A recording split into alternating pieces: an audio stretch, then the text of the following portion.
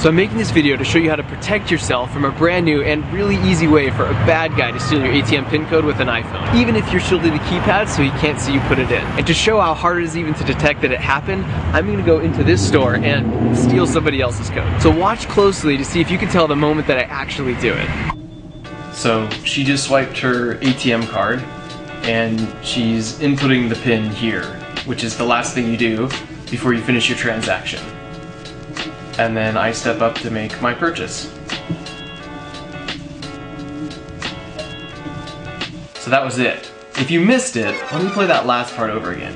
You'll see as I walk up, my phone just briefly hovers over the keypad. So let me explain what just happened. So what I've got here is a device from a company called FLIR that just came out onto the market, and it clips onto the back of an iPhone and it displays infrared, which basically allows you to see the temperature of things. Here's where it gets interesting. 30 seconds ago, I was sitting on this couch. You probably can't tell where, but how about now?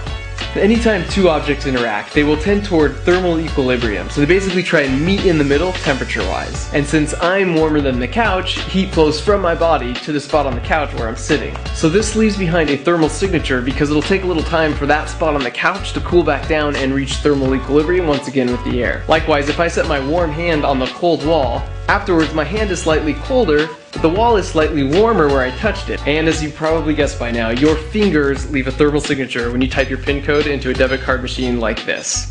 And as you can see, in this case, the PIN code was 12345. 12345? Yes! That's amazing! I've got the same combination on my luggage!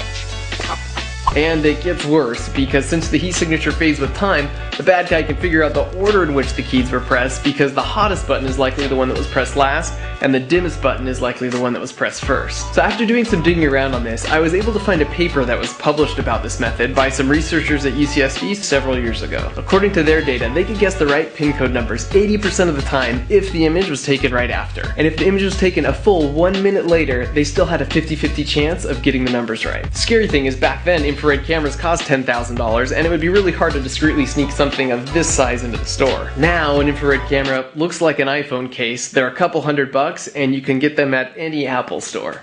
However, there are two pieces of good news here. The first is that this won't work on all keypads. For example, metal keypads reflect IR like a mirror, plus they're highly thermally conductive, which dissipates the heat quickly, which doesn't allow for a thermal signature to even be left behind. However, I still found plenty examples of rubber and plastic buttons in my area that definitely left behind a thermal signature. Not to mention the other applications beyond PIN codes, such as door entry systems. The second, and this is the real point of this video, is that it is really easy to defend against this by simply resting your fingers on other buttons as you type in your code. As you can see here, this simple precaution makes a meaningless thermal signature. So spread the word, because it doesn't take any extra effort or time, and it makes this potential threat a complete non-issue. Oh, and finally, if you are part of the 11% of the population whose PIN code actually is 12345, consider this sage advice. Change the combination on my luggage! Yes, sir!